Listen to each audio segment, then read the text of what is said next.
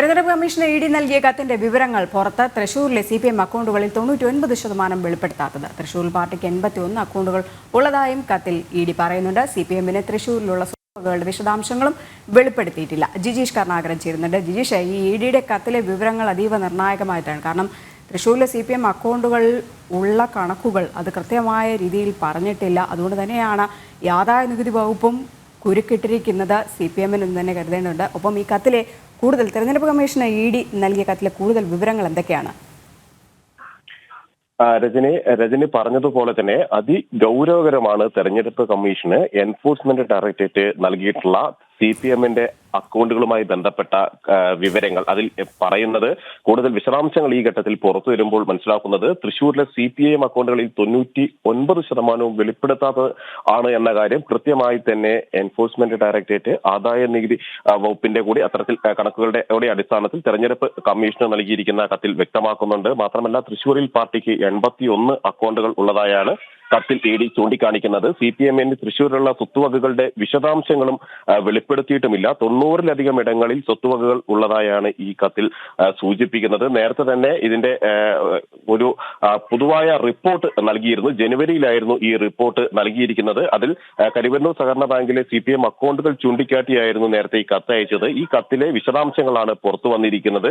അതിൽ തട്ടിപ്പിൽ പാർട്ടിക്കും പങ്ക് എന്ന് വ്യക്തമാക്കിക്കൊണ്ട് തന്നെയാണ് ഇത്തരത്തിൽ കത്ത് നൽകിയിരിക്കുന്നത്. ഫണ്ട് സ്വീകരിക്കുന്നതിലെ വ്യവസ്ഥകൾ ലംഘിച്ചുവെന്നും ജനപ്രാതിനിധ്യ നിയമത്തിലെ ചട്ടങ്ങളുടെ ലംഘനമുണ്ട് എന്നും കത്തിൽ ചൂണ്ടിക്കാണിച്ചിരുന്നു. ഒപ്പം തന്നെ കരുവന്നൂർ സഹകരണ ബാങ്കിൽ CPMന് 5 രഹസ്യ അക്കൗണ്ടുകൾ ഉണ്ട് എന്നും ഈ അക്കൗണ്ടുകളുടെ വിവരങ്ങളാണ് തെരഞ്ഞെടുപ്പ് ഒപ്പം തന്നെ ഈ 5 അക്കൗണ്ടുകളുടെ വിവരങ്ങളായിരുന്നു നേരത്തെ തിരഞ്ഞെടുപ്പ് കമ്മീഷന് നൽകിയിരുന്നു, റിസർവ് ബാങ്കിന് നൽകിയിരുന്നു, കേന്ദ്ര ധനമന്ത്രാലയത്തിന് കീഴിലുള്ള റവന്യൂ വകുപ്പിനെയും അറിയിച്ചിരുന്നു. 17 ഏരിയ കമ്മിറ്റികൾക്ക് കീഴിൽ 5 അക്കൗണ്ടുകൾ CPMന് ഉണ്ട് എന്നതടക്കമുള്ള വിശദാംശങ്ങളും നേരത്തെ തന്നെ നൽകിയിരുന്നു. ആ കത്തിലെ കൂടുതൽ വിവരങ്ങളാണ് ഈ ഘട്ടത്തിൽ പുറത്തു വരുന്നത്. അതേസമയം തന്നെ ആദായ നികുതി വകുപ്പ് കൂടി CPMന്റെ അക്കൗണ്ടുകളുമായി ബന്ധപ്പെട്ട് അന്വേഷണം കൂടുതൽ ഊർജിതമാക്കിയിട്ടുണ്ട്.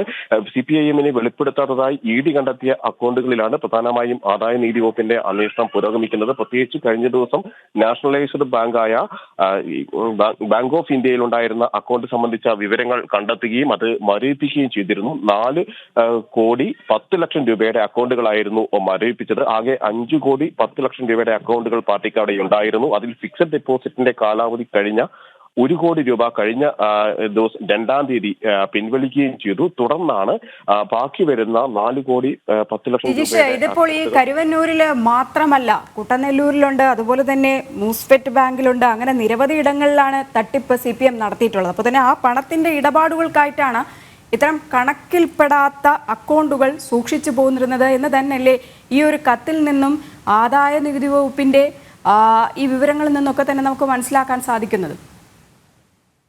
തീർച്ചയായും രജനി, CPMനെ സംബന്ധിച്ചിടത്തോളം ഒരു ബാങ്കിൽ മാത്രമല്ല, നേരത്തെ തന്നെ എൻഫോഴ്സ്മെന്റ് ഡയറക്ടറേറ്റ് ഇക്കാര്യങ്ങൾ വ്യക്തമാക്കിയിരുന്നു. കോടതിയിൽ നൽകിയ റിപ്പോർട്ടിലും നേരത്തെ ചൂണ്ടിക്കാണിച്ചിരുന്നു. അതായത് കരുവന്നൂർ സഹകരണ ബാങ്കിൽ ഉള്ളതുപോലെ തന്നെ അവിടെ 5 അക്കൗണ്ടുകളാണ് ഉണ്ടായിരുന്നത് എങ്കിൽ മറ്റു നിരവധി ബാങ്കുകളിൽ പാർട്ടിക്ക് ഇത്തരത്തിൽ അക്കൗണ്ടുകൾ ഉണ്ടായിരുന്നു. ആ അക്കൗണ്ടുകളുടെ വിവരങ്ങൾ ഹൈക്കോടതിയെ ധരിപ്പിക്കുകയും ഇത് സംബന്ധിച്ച് കൂടുതൽ അന്വേഷണങ്ങൾ പുരോഗമിക്കുന്നത് 8 ബാങ്കുകൾ കേന്ദ്രീകരിച്ചായിരുന്നു ആ ഘട്ടത്തിൽ പ്രധാനമായും അന്വേഷണം പുരോഗമിക്കുകയും ചെയ്തത്. അതായത് പാർട്ടിക്ക് ായിട്ടുള്ള ഈ അക്കൗണ്ടുകളെല്ലാം തന്നെ കണക്കിൽ കാണിക്കാത്ത പണം ഇടപാടുകൾ നടത്തുന്നതിന് വേണ്ടിയായിരുന്നു.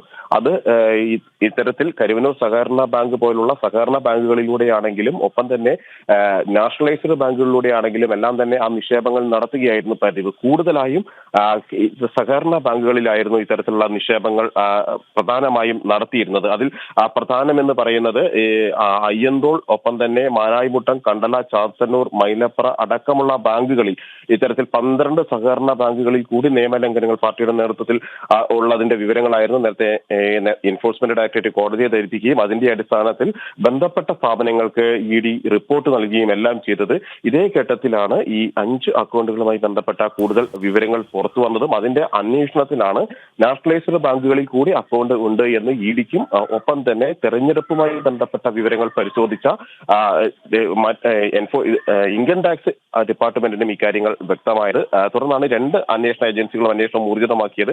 അതിൽ ആദായ നികുതി വകുപ്പ് ഇപ്പോൾ കൂടുതൽ അക്കൗണ്ടുകൾ കേന്ദ്രീകരിച്ച് നാഷണലൈസ്ഡ് ബാങ്കുകളിലെ കൂടുതൽ അക്കൗണ്ടുകൾ കേന്ദ്രീകരിച്ചാണ് ഇപ്പോൾ അവരുടെ അന്വേഷണം നീളുന്നത്. ആദായ നികുതി വകുപ്പിന്റെ അന്വേഷണം നീളുന്നത് പ്രത്യേകിച്ച് സമാനമായി ഇപ്പോൾ 4,10,00,000 രൂപ മരവിപ്പിച്ചതിന് സമാനമായി മറ്റ് ഏതെല്ലാം ബാങ്കുകൾ നാഷണലൈസ്ഡ് ബാങ്കുകളിലാണ് അക്കൗണ്ട് ഉള്ളത് എന്ന് കണ്ടെത്തണം. മാത്രമല്ല ഈ കരുവന്നൂർ സഹകരണ ബാങ്കുമായി ബന്ധപ്പെട്ടാണ് FIR രജിസ്റ്റർ ചെയ്തത് എന്നതുകൊണ്ട് തന്നെ അത് അടിസ്ഥാനമാക്കിയാണ് എൻഫോഴ്സ്മെന്റ് ഡയറക്ടറേറ്റിന്റെ അന്വേഷണം പുരോഗമിക്കുന്നത്. അത് മറ്റ് സമാനമായ FIRകൾ മറ്റ് സഹകരണ ബാങ്കുകളിൽ കൂടി ഇടുന്നത് അനുസരിച്ച് ആ ബാങ്കുകളിലെ കള്ളപ്പണ ഇടപാടുകളിൽ കൂടി വിശദമായ അന്വേഷണത്തിലേക്ക് എൻഫോഴ്സ്മെന്റ് ഡയറക്ടറേറ്റ് കടക്കുകയും ചെയ്യും.